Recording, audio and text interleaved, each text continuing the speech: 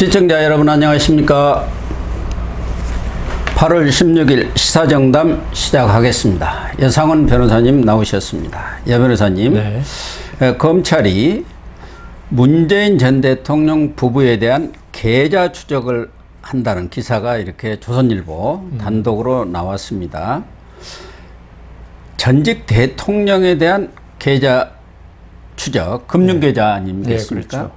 이런 일들이 흔한 것 아닙니까? 저도 처음 들어본 것 같은데요. 뭐 전두환 노태우 대통령 때야 뭐 워낙 현금으로 엄청나게 가지고 있다고 소문이 나서 그랬는데, 노무현 전 대통령 때는 어땠을까요? 그때도 그 박연차 거기도 계좌 추적이 있었을 것 같은데. 그 뭐 정확히 워낙 오래돼서 기억은 없는데, 여하튼 뭐 전직 대통령 좀 이례적인 일이죠. 그걸 떠나서 전직 대통령에 대한 어떤 이게 결국 수사로 이어질 가능성이 피의자로 그렇겠죠. 해가지고 그럴 가능성이 있어가지고 상당히 좀 촉각을 곤두세우게 하는 문제네요. 예. 이 금융계좌를 추적한다고 하면은 이제 지금 문재인 부부하고 딸 다혜 씨 이 계좌 추적할 당시에는 사위 서창호가 전 사위가 아니고 그냥 사위였습니다. 그때는 사위죠. 예. 그러니까 원래는 서창호 씨가 별 직업이 없었던 것 같아요. 그 전에는 뭐 게임즈라든가 뭐 그런 쪽에 뭐 취업에 있었는데 그것도 그만두고 해가지고 아마 문재인 부부가 이 생활비를 지원했었는데 문제는 2018년 3월에 이상직 전 의원을 중진공 이사장, 중소벤처기업진흥공단 이사장을 시켜주고 그해 7월에 서창호 씨가 전혀 항공에 대한 전문 지식이 없는데도 불구하고 타이 이스타젯 거기에 취업을 실제 오나죠. 이스타 항공이 오너가 이상직이니까요. 그러니까요. 태국에다 자회사를 하나 세웠는데 본인은 자기 것 아니라고 부정하지만 맞습니다. 뭐 실질적으로 자회사라는 건 다 드러났고 그래서 그때부터는 돈을 지원하지 않은 걸로 지금 알려져 있는데 그것에 대한 사실관계를 확인하기 위해서 아마 금융계좌를 추적하는 모양이에요. 그 태국으로 가서 살았지 않습니까? 근데 그 생활비가 어디서 났느냐 이거죠. 그 전까지 문재인 대통령 부부가 지원했으면 그건 좋은데 지원을 끊었다는 거 아닙니까? 그게 끊은 시기가 공교롭게도 이상직 전 의원이죠. 그분이 아까 중소기업 벤처진흥공단 그 이사장 가면서 그렇게 됐고, 그다음 거기다가 이 태국으로 가는 뭐 여러 가지 편의를 그 중진공 직원들이 다 봐줘가지고 아주 일사천리로 착착착 진행됐다는 그다음 태국 가서 이렇게 생활 정착도 또 이스타 항공 측에서 좀 편의를 줬고, 그래서 그 생활비도 한 달에 350만 원을 씩 집 렌트비로 주고 월급은 800을 주었고 총 한 2억 정도 2억 플러스 알파 뭐 이런 정도 되는 것 같아요. 이것을 뇌물이라고 볼 수가 있나요? 어떻습니까? 그러니까 중소기업 벤처진흥공단 이사장으로 취임시켜준 대가로 받았으면 뇌물이 될 수 있고, 근데 지금 우리가 전두환 노태우 대통령 유명한 그거 있지 않습니까? 포괄적 뇌물. 대통령은 국정 전반을 이게 권한을 행사하기 때문에 그 어떤 특정 업무에 대한 뇌물이 아니더라도 대통령한테 주는 뇌물은 뭔가 대가를 바라고 한 게 아니냐. 실제 나중에 대가가 주어지지 않더라도 대통령한테 뇌물을 줄 때는, 돈을 줄 때는 뇌물이 아니죠. 돈을 줄 때는 이게 포괄적 뇌물이 될 가능성이 아주 많습니다. 그리고 우리가 공짜 전심은 없다라는 말도 있잖아요. 그 이상직 씨가 무슨 돈을 뭐 어디 진짜 넘쳐나 가지고 이렇게 쓰는 사람도 아니고, 그런 사람이 왜 그 문다혜 씨하고 생활비를 주느냐. 결국은 대통령에 대한 어떤 행위에 대한 대가를 준 게 맞지 않느냐, 이런 의심을 받을 수밖에 없고요. 그러면 아니라면 문재인 대통령 그러면 왜 줬냐를 갖다 밝혀줘야죠. 이상직 씨가 그 문다혜 씨라든가 너무 좋아가지고 그냥 선의로 줬다. 그 문다혜 씨한테 직접. 그러면 뇌물이 되긴 힘들죠. 문다혜 씨 공무원이 아니니까. 근데 우리가 저번 곽상도 전 민정수석 거기도 이야기했지만 그 아들한테 왜 그 대장동 일당이 그렇게 많은 월급하고 퇴직금을 몇십억이나 주느냐. 예. 그게 전부 다 곽상도 의원 그 어떤 영향력을 갖다가 살려고 그래 준 거 아니냐. 예. 결국은 그 중진공 그 이사장이 임명하는 사람이 대통령 측 아닙니까? 대통령이 뭐 재가를 해야 되겠죠. 예. 국영기업체니까 공공기관이니까. 그러면 그게 대가성이 있다고 보는 게 그 상식적이죠. 그러니까 이 서창호 씨 예. 취업시켜준 것뿐만 아니라 또 2020년 4월 예. 총선에는 전주 의뢰 공천을 해갖고 거기는 뭐 국회의원까지 공천 됐죠. 오면은 무조건 그냥 되는 금배지 데니까. 달아주는 것 아닙니까? 그리고 뭐 당연한 거지만 국내 오갈 때는 이스타항공 여객기를 예, 무료로 무료로 그러죠. 이용했죠. 뭐 그런 정도는 인지상정으로 볼 수가 있는 것이죠. 거기 전무로 있으니까. 그런데 이게 뇌물로 인정이 되려면은 그게 현실적으로 입증이 가능합니까? 정황상으로. 예. 우리가 상식적으로는 당연히 그 뇌물 아니냐 하더라도 이상직 씨는 아니 내가 그 필요해서 그 사람 채용한 것이지 자기의 무슨 중진공 이사장이라든가 또 공천하고는 아무 관계 없다. 이렇게 하는데 그것을 판사를 하셨으니까 판사님 입장에서는 정황이나 상식적으로는 충분히 뇌물이라고 대가성이 있다고 볼 수가 있지만 뭔가 딱 떨어지는 어떤 입증 자료는 없는 거 아닙니까? 두 사람이 이 얘기하지 않느나. 입증 자료가 두 사람이 이야기하면 제일 좋겠지만 이야기할 리는 없는 거고요. 그러니까 그게 제일 근데 입증 자료는 저는 있다고 봅니다. 그래요. 왜냐하면은 이게 그 중진공 이사장 되고 나서 한 10년쯤 후에 중진공 이사장 그만두고 또 한 10년 흐르고 그다음 국회의원 공천 받은 거 그만두고 10년쯤 후에 예. 뭐 돈을 줬다. 이러면은 이거는 뭐 입증이 어렵죠. 그렇지만 저희들이 그 재판할 때 특히 뇌물 같은 경우는 제일 많이 나오는 게 차용입니다. 예. 돈을 빌렸습니다. 그럼 그래도 지금 빌렸다는 거 법원에서 아무도 인정 안 해요. 예. 판사들이. 이건 나중에 뇌물죄로 재판받을 때 써먹기 위해서 가짜로 만들어 놓은 허위 문서다. 근데 이거는 저는 입증이 충분히 가능한 게요. 예. 그 시기를 보고 판단하거든요. 이 그 그러니까 그 중진공 이사장 취임한 시기, 그 다음 그로부터 1년 이내에 모든 일이 이루어졌잖아요. 예, 얼마 안 된 기간에. 서창호 씨 취업은 4개월 후에 이루어졌죠. 그러니까 7월에. 그러니까 다 이루어졌잖아요. 네, 8월에 또 네. 태국 이주로. 그러니까 지금 고 교수님은 판사들이 아주 진짜 직접 증거 아니면은 그 인정을 잘 안 할 것이다. 그런 것 같더라고요. 그렇게 경향이. 사안에 따라 어떤 사람의 판사의 개인적인 성향에 따라 그런 사람도 있지만은 그 어떤 이런 부패 사건 재판을 해본 사람, 경제 사건 재판을 해본 사람들은 이걸 직접 증거로 따지는 게 아니고요. 이게 직접 증거가 있을 수 없는 사건. 그 이번에 어제 신문인가 보니까 간통죄, 참 예. 간통은 없어졌지만은 불륜관계 인정한 예. 게요. 대법원에서 나왔지만은 모텔에 두 남녀가 들어가고 나오잖아요. 네. 그것만 있으면은 두 사람이 직접 무슨 관계를 갖다가 방에서 안 가졌다 하더라도 예. 불륜을 인정합니다. 아, 그렇군요. 네. 예. 그러니까 판사들 그게 이제 멀쩡한 성인 남녀가 모텔에 들어가서 한 시간 있다 나왔는데 둘이서 뭐 바둑 두고 나왔겠습니까? 예. 그래서 판사들이 인정하듯이 이런 그 부패 사범에 있어서도 워낙 범죄를 저지르는 사람들은 치밀하게 또 짭니다. 자기 나름대로는. 예. 짜지만 우리가 그 정황으로 전부 판단하는 거지. 그래서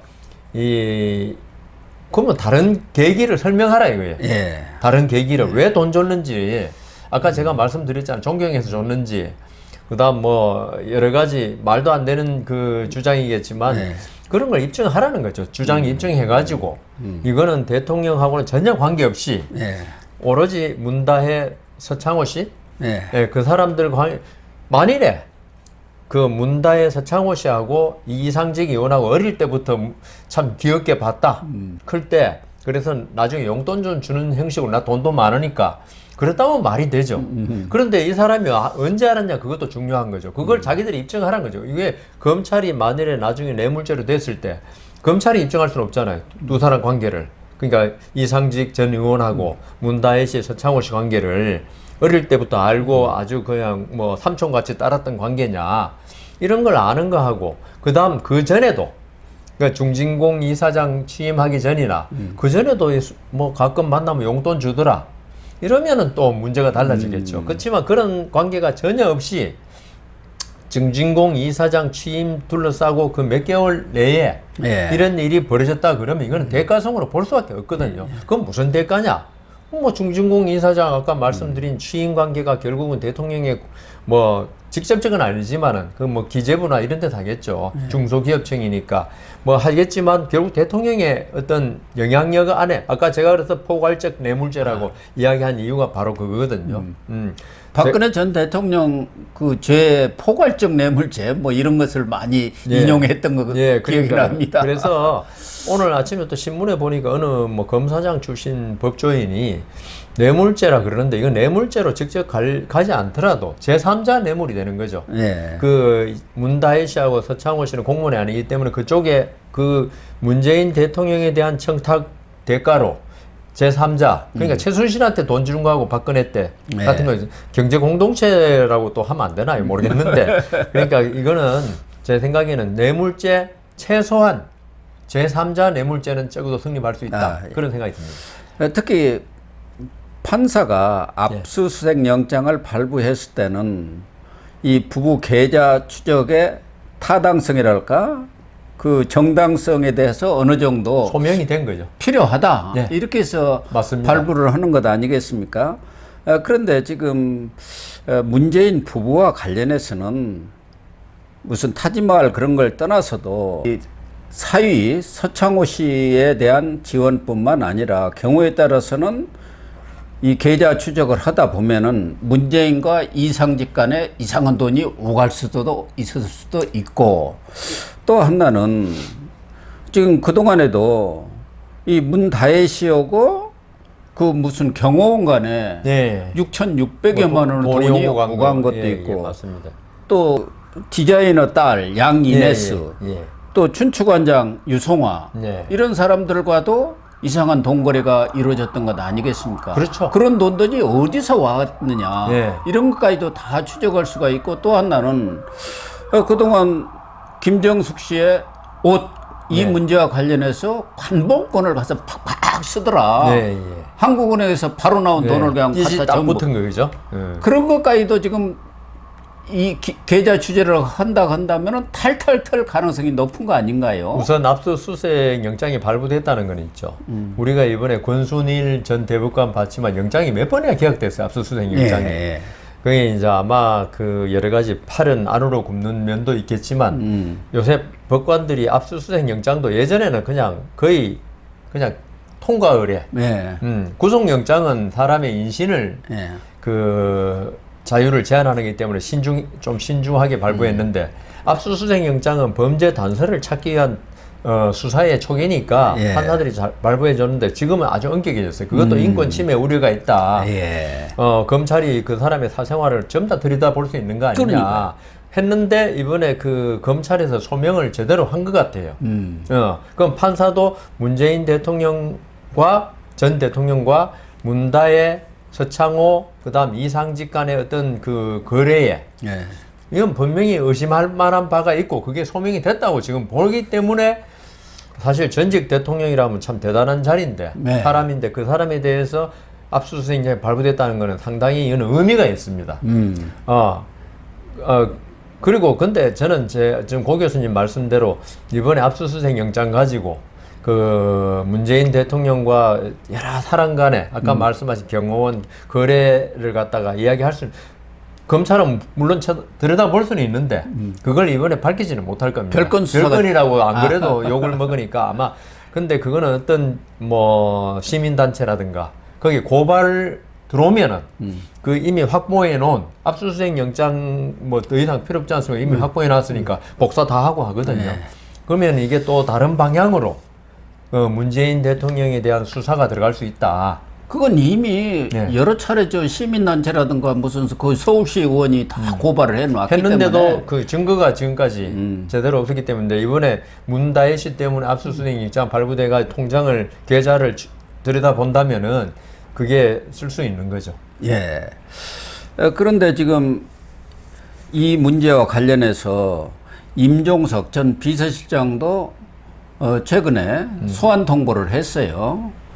그러니까 2017년 말에 인사위원회가 열렸는데 인사위원장이 그 당시 청와대에서는 비서실장입니다. 비서실장이죠. 예. 조현옥 인사수석이랑 이렇게 같이 회의를 해서 그 자리에서 사실상 이 이상직 전 의원에 대해서 중진공 이사장 선임을 사실상 결정했다는데 그런 문제에 대해서 누가 그렇게 결정하도록 지시가 있었느냐. 임종석 전 비서실장이 이상직공을 잘 모른다는 거거든요. 그러면 누군가가 이 얘기를 했으니까 가서 이상직 알았지 이렇게 된 것 아니냐. 그러고 나서 이제 3월에 그 다음에 2018년 3월에 실질적으로 임명이 됐단 말이에요. 그런데 임종석 전 실장은 이 정치 탄압이다. 탈탈 털어도 안 나오는데 자꾸 털으냐. 나는 가서 묵비권을 행사하겠다. 이래버렸으니까 임종석 불러도 문제는 이제 가장 정점이 문재인 아니겠습니까? 그렇죠. 그런데 임종석이도 입을 닫을 가능성이 크고 그동안 조현옥 전 인사수석도 몇 차례 불러서 수사를 했는데 아마 여기도 문재인과의 관계는 입을 열지 않고 있는 모양이에요. 그러니까요. 아까 말씀드린 대로 그 검찰이 고발도 있었고 또 수사를 안 할 수는 없죠.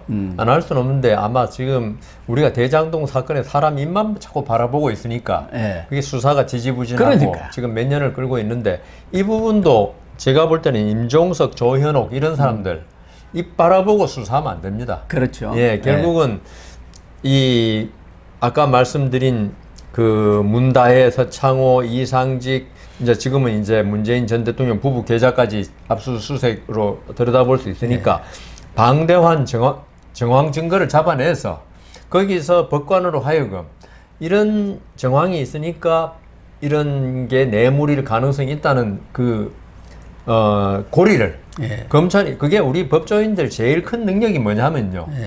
띄엄띄엄 있는 그 간접 사실들, 추정 증거, 이런 걸 갖다가 잘 논리로 해가지고, 논리를 사용해서, 그게 법관이고 검찰의 가장 중요한 능력입니다. 아니, 우리가 소위 그 대여금 소송할 때, 아니, 대여금 차용증이 있으면 그 재판 누가 못해요? 아마 고 교수님 그렇죠. 재판 안 해도 합니다. 근데 차용증이 없어. 근데 한 사람이 그 당시에 돈이 자기 통장에서 나갔고, 또 한 사람은 이게 노숙자 비슷한 사람 돈이 생겼어. 그런데 이게 노숙자는 돈이 생길 그게 없는 거예요. 그 동기가. 그렇다면 이거는 이제 추정하는 거죠. 두 사람이 어디서 만났고 언제 만났고 그 돈이 계좌로 들어간 어느 시점에 만나고 그래서 차용금을 인정하거든요. 이것도 그 지금 말씀하신 대로 그 전부 다 당연히 진술 거부하겠죠.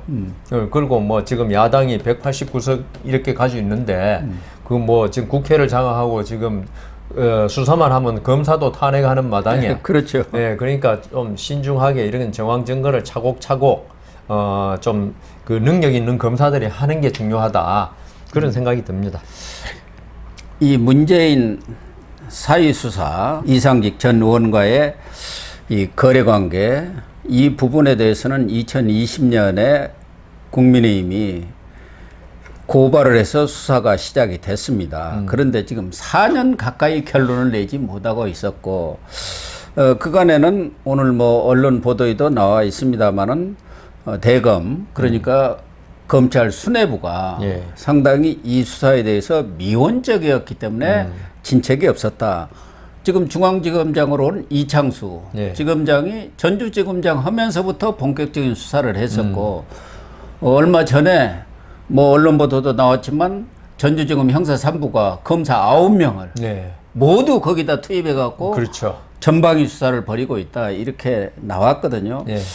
그런데 이원석 검찰총장이 이제 임기 1개월 정도 남겨놓은 상황에서 아마 검찰 쪽 분위기도 수사를 하는 쪽으로 돌아선 모양인데 사실은 이런 정치인에 대한 수사가 지지부진하다 보니까 검찰에 대해서도 신뢰가 뚝 떨어지고 현 정권에 대해서도 지금 신뢰가 뚝 떨어진 거 아닙니까? 맞습니다. 특히 정치인 수사에 대해서는 정광석화처럼 일도 양단식으로 이렇게 수사가 진행되고 사실 그래 왔지 않습니까? 박근혜 전 대통령 국정농단 수사, 조국 그 자녀 입시 비리 수사 3, 4개월뿐이 안 걸렸어요. 그렇게 방대한 수사를. 그런데 이건 우리가 보더라도 그렇게 복잡한 수사는 아닌 것 같은데 4년 가까이 끌고 있다는 거 이건 좀 너무한 거 아닌가요? 검찰의 의지가 없는 거죠. 그러니까 수사를 하겠다는, 이원석 총장이 그래서 지금 예. 자꾸 욕을 먹는 거예요. 그래서 그 중앙지검장도 그렇게 바뀌었고, 그러니까 검찰이 그 정치인에 대해서 특별히 그 부당하게 차별 대우를 하면 안 되지만은 예. 더 중요한 거는 특혜를 줘서는 안 되거든요. 정치인들한테 저는 특혜가 중에 뭐가 제일 중요한 특혜냐면 끌어주는 게 가장 큰 특혜다. 예. 우리 국회의원들 많이 보셨지 않습니까? 윤미향 씨라든가 예. 최강욱이라든가 그러니까 수사 계속 늘어지게 하니까, 재판도 늘어지게 하니까, 윤미향이는 지금도 안 끝났어요. 그러니까 국회의원 다 끝났는데. 국회의원 임기 다 마칠 때까지 사실 그 죄가 인정되면 사실 그 더 이상 국회의원직을 수행해서는 안 되지 않습니까? 예. 그런데 그 사람들한테는 유죄, 무죄 주는 게 특혜가 아니고 끌어주기만 하면 되거든요. 예. 그러면 국회의원 4년간, 그래서 제가 주장하는 게 국회의원들이 어떤 기소가 되면요, 국회의원직을, 아니 탄핵 보세요. 탄핵 소추만 돼도 그 직무가 정지되지 않습니까? 예. 저는 국회의원도 기소가 되면요, 직무가 정지돼야 한다고 봅니다. 그리고 예. 그 뭡니까? 세비 지급 정지하고, 그건 나중에 무죄 받으면 그동안에 밀린 세비 지급하라 이거예요. 그 유죄 받으면 그거는 당연히 끝나는 거고, 그런 식으로 해야지. 지금 제가 말이 너무 많이 나갔는데, 이런 그 좀 전에 말씀하신 사건들 수사 끄는 거 있죠. 예. 이게 정말 그 검사들은 나름대로 항변할 게 있을지 모르겠지만은 우리가 볼 때는 분명한 특혜입니다. 예. 시간을 끌므로 해서 그 사람들이 어떤 빠져나갈 구멍도 만들어줬고, 그 다음 자기가 직무를 전혀 방해받지 않은 채, 그 직무를 수행해서는 안 되는 사람들이 계속 직무를 수행했고, 그러니까 제가 이재명 전 대표 이야기도 했지만은, 아니, 무죄는 무죄고, 그 다음 검찰이 있죠. 아니, 증거가 아까 우리 그 고 교수님이 이 뇌물죄에 가서 증거가 없는데 어떻게 하냐 그러셨는데, 증거 없으면 없는 건대로 있죠.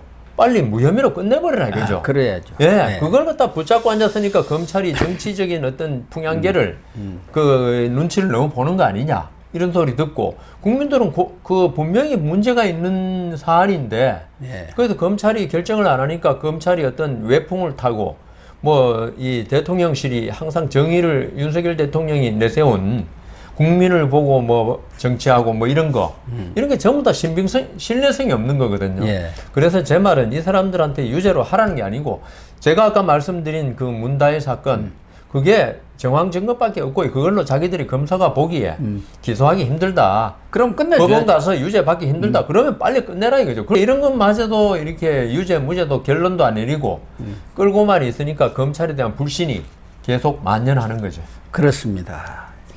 이번에는 검찰이 완전히 팔을 걷어붙이고 나섰고, 또 문재인 전 대통령에 대한 계좌 추적까지 끝냈으니까, 예. 뭐 이원석 검찰총장 예. 임기 내 마무리가 될지는 모르겠습니다만은 조기에 예. 마무리를 해 주시고, 필요하면은 문재인 부부도 언제든지 검찰청에 좀 소환해서 조사를 해 주시기를 예. 부탁을 드리겠습니다. 좀 속전속결. 예. 예.